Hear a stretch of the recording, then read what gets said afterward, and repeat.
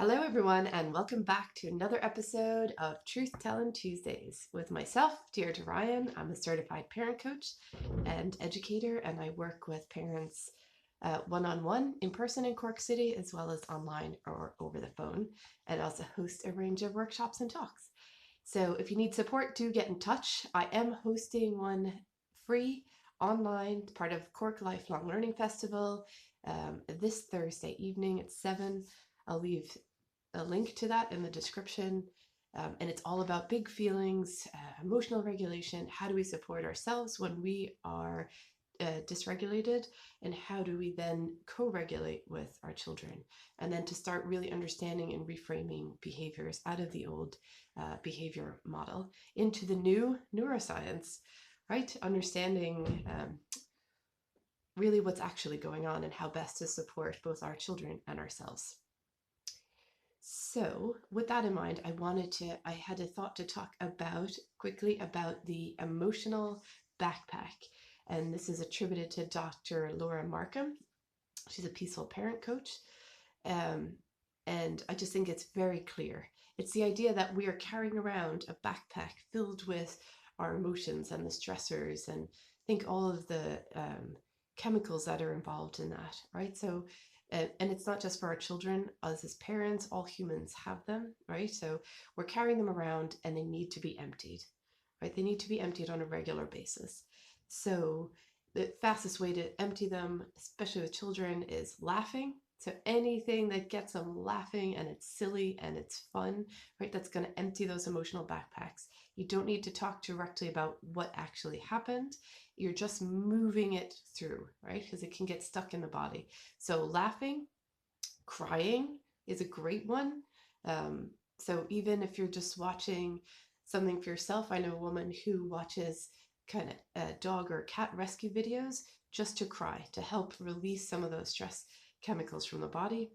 And physical exercise, right? So jumping, running, crawling around, any of those types of activities, right? So for kids who are highly sensitive, who are neurodivergent, they're going to pick up more stress than children who are neurotypical, right? So again, you want to be doing that even more. And for yourself, for just doing it every day, almost making a conscious decision to be like, oh yeah, I've got to empty that, because it can clog up and cause all of us ongoing challenges, right? So again, if you see your kid struggling, maybe after school, maybe you guys are running around doing a little dance, maybe it's trampoline, maybe it's like rolling them in a blanket really tight and then letting them loose, right? It's anything where you are using the body, moving, laughing, crying, right? So again, just always remember, and it doesn't have to be, you don't have to talk about any specific thing that might have happened, right? That's another process. But this way you can do it without that, especially for younger children. You don't have the capacity yet from a neurobiological perspective to take in necessarily what's happened, process it, understand it, right? So kids who come up with their own framework, they may, just feel they deserve to be treated a certain way. Then they're not going to even see it as a problem that needs to be discussed, right? So there's a lot of higher level thinking that goes into processing your thoughts and being able to share them out and have some resolve through that, right? It is powerful. Storytelling is very powerful for that. Even if kids have had an experience that was upsetting to them, the story doesn't have to be told exactly as it happened, and endings can be added, right? So it is very helpful to process. When Clara was younger, we used to do story of the day every night, where we just talk about, oh, and then we did that, and then we did this, and then we did that. That definitely helps to process through things as well, and if there was something really disturbing, maybe you could come up with some sort of a newer ending. It still helps to process it. It doesn't have to be, right, exactly what happened. We don't have to get stuck in that. We're humans, we're storytellers, our brain works with stories. We're acting out stories that may or may not be true, right? So if I have any story of a belief that I'm not good enough, I'm going to activate that all the time, right? So we are storytellers. As I said, there's a book called Tell Yourself a Better Lie, which I think is an amazing title. I haven't read the book. I just love the title. But again, so just remembering, that's another way of processing through story, through retelling, but also through you can adapt the ending, right, and bring more peace into yourself. So again, empty those emotional backpacks. Just remember, I think it's a lovely way of just remembering that we are all carrying these stressors.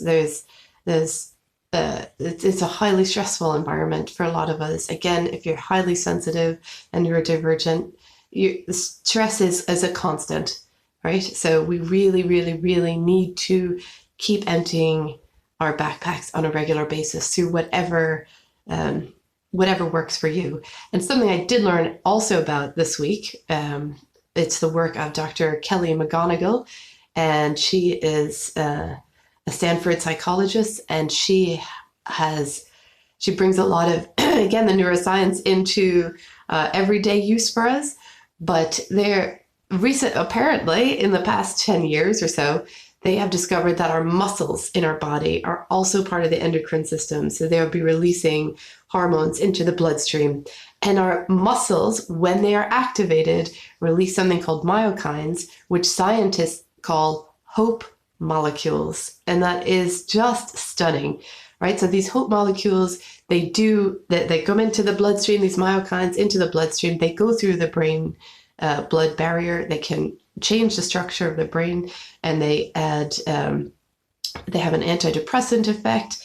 They're bringing hope, right? They help also to deal with stressors, right? So movement, moving our muscles, whichever muscles they are, in whatever way. It doesn't mean we have to pump iron or go to a gym. Walking, gardening, jumping, trampoline, dancing, right? For all of us.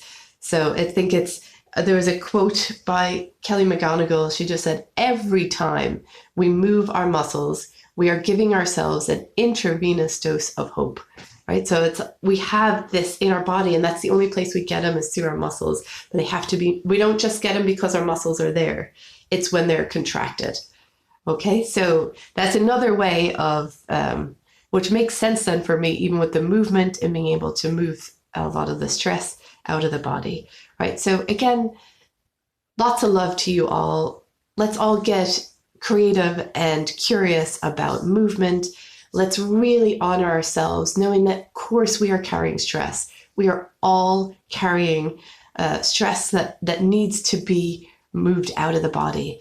So emptying that emotional backpack can be fun and engaging and connecting, right? It's just really important that we do it, both for ourselves as adults and parents, and for our children. And again, it doesn't have to be, you don't have to directly talk about anything specifically in order to move those chemicals through the body. So again, empty that emotional backpack, laughing, crying, and movement.